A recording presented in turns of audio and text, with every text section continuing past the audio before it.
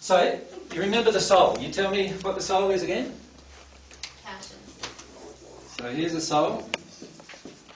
So it's our desires, emotions, passions. What else?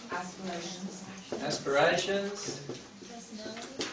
Personality, and so forth, right? Intentions and so forth, right? There's our soul. We've got two primary influences on our soul. Remember I said that right at the beginning? What are the two primary influences on our soul? Truth and error. My khaki handed. All right.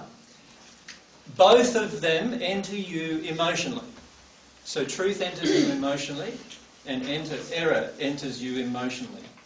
Do you understand what I mean by that? You can have a thought in your head, but unless it's an emotion, it's never going to be real. You follow me? This applies to truth as well as to error.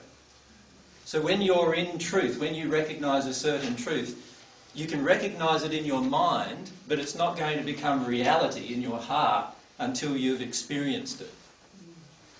And I quite often liken that to sort of like walking through a wall. Until you've experienced it, you don't really know you can do it, do you? Although intellectually, it's possible. We're made of atoms, the wall's made of atoms. It should be possible somehow, but because we've never experienced it, we don't know that it's possible until we've done it. And that applies to all truth. The same applies to error, by the way. So all of our errors are inside of us emotionally. And we believe them to be true.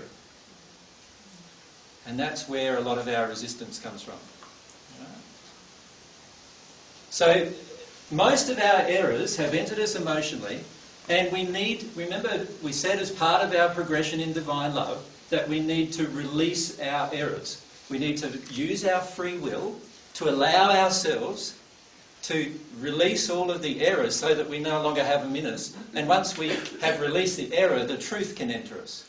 So let's say I have an error inside of my heart that I'm not lovable. Then obviously that's going to impact on every single interaction I have with every single person in my life until I release that error from me. Once I release that error, I can accept the truth that I am lovable. And ironically, at that same moment, I will start attracting people into my life who actually do love me. Right? Truth and error can't occupy the same place in our soul at the same time. Do you understand what I mean by that? Yeah? You can't say on one hand that I'm lovable, but not feel on the other hand that you are.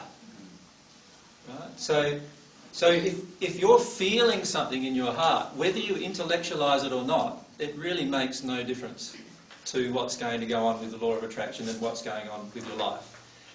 So I think I mentioned to you before that I did 3 years of jogging every day, you know, doing all the affirmation things, you know, the positive affirmation things. You know, I am lovable, I am worthy, you know, all that stuff as you're jogging along, right? And none of it did anything.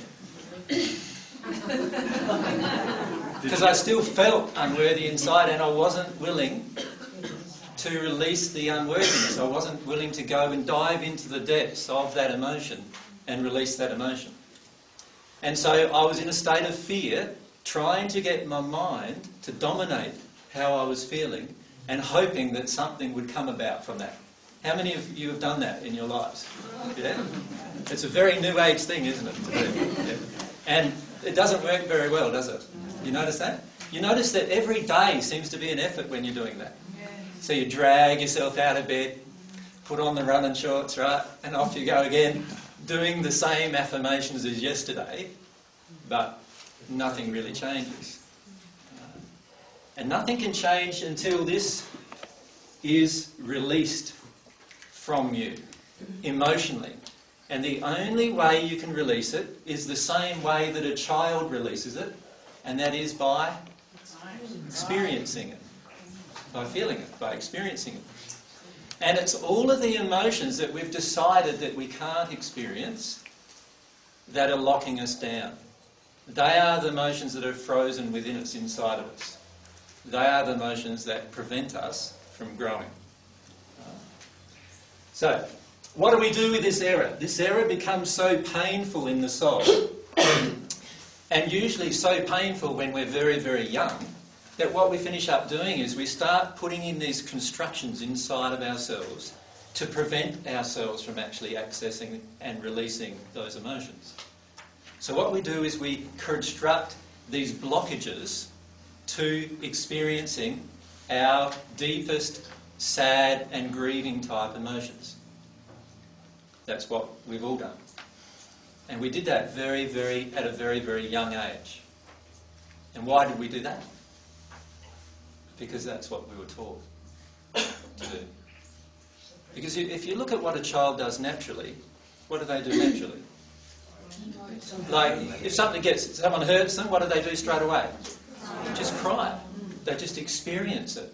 It's only when we start going, no, there, you don't need to cry about that, right, that we're starting to shut them down. It's only when we're going, you stop that or I'll give you something to cry about, that's when we start shutting them down, isn't it?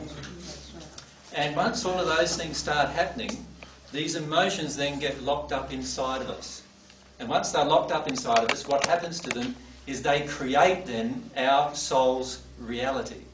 Everything that is happening around you right now is a direct creation of your own reality, of your own, shall I call it, soul condition. The emotions that are inside of your soul.